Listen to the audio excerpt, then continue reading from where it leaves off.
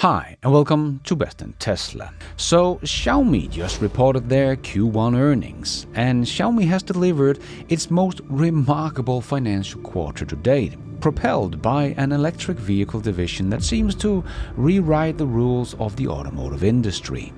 The numbers are staggering. In just its fourth quarter of the EV sales, Xiaomi has reported margins that are exceptionally high by automotive standard.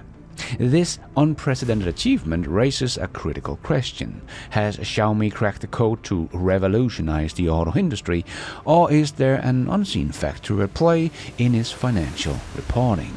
With this extraordinary performance at the same time that we see some cracks in the Chinese auto industry emerging, one thing is clear. The Chinese auto market is on the cusp of a seismic change, and Xiaomi's rise is both a beacon of innovation and a potential red flag in an industry stumbling on the edge of a crisis. And how will all of this affect Tesla? So, are we looking at a margin miracle from Xiaomi or a reporting paradox? Well, let's check it all out and let's dive right in.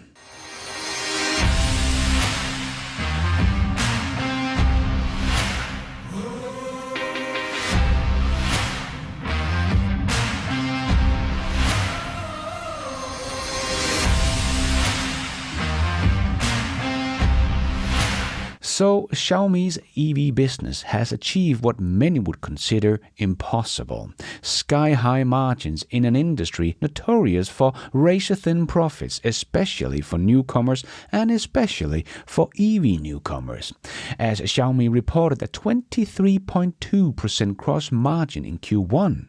These margins, reported in only the company's fourth quarter of vehicle sales, are nothing short of miraculous. Yet miracles are a rare thing in business, and this success invites scrutiny. There are two plausible explanations. There may be elements in Xiaomi's financial reporting, whether due to accounting practices, subsidies, or other factors that aren't yet fully transparent or understood. Without deeper insight, it is difficult to rule out discrepancy that could explain these extraordinary figures. Or alternatively, Xiaomi may have leapfrogged the entire automotive industry from legacy giant to EV pioneers like Tesla. If true, the company has redefined how to run a profitable auto business, blending innovation, as we have seen Xiaomi having an insanely high automation in their factories, and seems to have copied a lot of production method from Tesla, and competitive pricing, as the SU7 has a starting price in China of only $33,000, so also just makes their huge margin an even bigger question mark. And of course, if true, Xiaomi have found a way of operational efficiency in a way that leave competitors scrambling. The truth likely lies in one of these scenarios, or maybe somewhere in between, but the answer remains elusive for now. What's undeniable is Xiaomi's performance demand attention and set the stage for a transformative period in the auto industry, one that may be overshadowed by broader market vulnerabilities. But the combination of a compelling product, a competitive price point, and a jaw-dropping profitability is unprecedented for a new vehicle manufacturer operating at such a modest scale. Xiaomi has already overtaken players like NIO that has been making EVs for 7 years and still not profitable. So this is just unheard of. Unlike niche players like Ferrari, of course, which operate in a different stratosphere, Xiaomi is competing in the mass market EV space. No other newcomer has managed to deliver this trio of compelling product, competitive prices, and profitability so effectively, so early in its journey. This achievement underscores a critical point. Either Xiaomi has uncovered a formula that eludes even the most established automaker, or there's an underlying factor distorting the picture. For now, the jury is out, but the implications are profound either way, because we do have a looming crisis in the Chinese auto industry. Beneath Xiaomi's glittering success, stormy clouds are gathering over Chinese EV market, raising raising questions about whether the industry is in a bubble on the verge of bursting. The Chinese auto sector, the world's largest, is showing signs of strain reminiscent of the real estate bubbles that culminated in a dramatic collapse of Evergrande, once China's largest property developer. Evergrande's downfall, driven by a staggering $300 billion in liabilities, mismanagement, and a cash flow crisis, serve as a cautionary tale for industry fueled by overleverage and speculative growth. Great Wall Motors chairman Wei sounded the alarm in recent interview with Sina Finance, warning that Evergrandes already exist within the Chinese auto industry, teetering on the edge but not yet collapsed. Some of the main manufacturers in China have put too much effort into pursuing market value and rising their stock price, Wei stated, pointed to unsustainable practices among automakers chasing stock valuation at the expense of profitability. He highlighted the EV sector's unhealthy state, citing heavy losses, a brutal price war, and a supply chain under severe pressure from delayed payment and demand for lower prices. Wei even accused some car makers of cutting corners on safety and reliability to stay afloat, a practice that could erode consumers' trust and worsen their financial troubles. The parallel to Evergrandes are striking. Like the property giant, many Chinese automakers are grappling with mountains of losses as they engaged in a years-long price war to capture market share.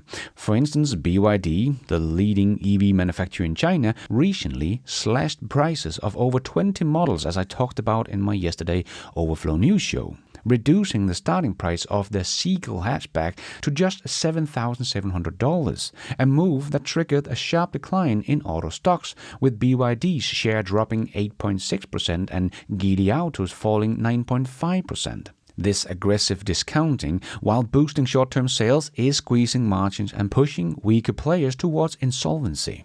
Industry analyst warns that the crowded market, home to 169 automakers, over half with less than 0.1% market share, mirrors the fragmented U.S. auto industry of the early 20th century, which consolidated after fierce competition eliminated smaller players. So we could see something similar happen in China, and someone like BYD has made themselves so big that they are probably too big to fail, as they are one of the biggest employer in China with over 1 million employees. But it's also the one that pays its suppliers the latest. Combine that with huge and fast growth, this could also spell some trouble for BYD. Wei's remark, though not naming specific companies, hinting at a systemic risks, the tactic of making new cars as sold to meet sales targets, just as we have seen in the US. They sell their cars to dealers only to offload them as zero-mileage used vehicles in China, is under scrutiny by Chinese regulators, signaling a deeper distortion in the market. Chinese state planner has also cautioned against excessive competition, noting that some firms are selling below cost, disrupting fair competition and inviting potential regulatory intervention. These pressures are compounded by overcapacity. Remember, someone like Michael Dawn, a former GM executive, has said that China has built a capacity to produce 70% of the world's car production, which does not sound very sustainable. So, in this curious environment, Xiaomi's reported high margins appear increasingly suspicious. The broader EV market is bleeding cash, with many startups recording billions in quarterly losses. For example, Xpeng's CEO warned in November 2024 that most Chinese car companies may not survive the next decade due to unsustainable financial models. Yet Xiaomi, a newcomer with limited production capacity, claims profitability that defies industry trends. This discrepancy suggests either an extraordinary business model or potential accounting irregularities, such as inflating revenues or undisclosed subsidies, remnants of Evergrande's overstated financial. Evergrande was fined $480 million for falsifying revenue by 240 billion yuan in 2019 and 350 billion yuan in 2020, a scandal that eroded investors' trust. Could Xiaomi's numbers conceal similar issues? Without transparent data, skepticism is warranted. The identity of the Evergrande in the auto sector remains unclear, but Wave's warning points to major manufacturers with inflated valuation and precarious finances. Startups like Neta and Polestar, already struggling, are prime candidates for collapse, as are legacy automakers that are heavily indebted in the EV race and is having trouble selling their EVs in China. The fallout could mirror Evergrande's ripple effects, which wiped out $6 trillion in Chinese and Hong Kong stock valuation since 2021 and shook global markets. A similar crisis in the auto sector could disrupt supply chain, erode consumers' confidence, and destabilize Chinese economy, where the auto industry is a significant growth driver. So, how could this impact Tesla? Well, Tesla, with its established Shanghai factory, is better positioned than most to weather a potential bubble burst.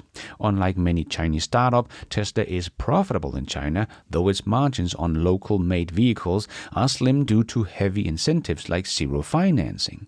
A market collapse could wipe out weaker competitors, reducing competition and allowing Tesla to capture more market share, especially if it maintains its premium brand image. But if many of the Chinese brands suddenly fail because of bad financing, I think that could actually improve Tesla's brand image. And this comes as Tesla is also getting ready to introduce more affordable models that could take some of the market share from some of the weaker players that might go under. However, a broader economic fallout from the auto industry crash, similar to Evergrande's $6 trillion market impact, could of course damper consumer demand in China in general and therefore also hurting Tesla sales. Additionally, supply chain disruptions from falling suppliers could challenge Tesla's production, as 95% of its supply chain are localized in China. But Tesla is a very strong financial company with $37 billion in the bank, a true global player in the EV market, unlike most of the Chinese players. So I think Tesla is the one looking the strongest to overcome this storm if these stormy clouds that are gathering over the Chinese EV market should burst into a full-fledged thunderstorm. But let's keep an eye on the Chinese market as always, as something big is definitely brewing. Whether that would be world dominance in the auto industry or one of the biggest collapses in automotive history. And thank you for watching. And until next time, take care out there and be nice.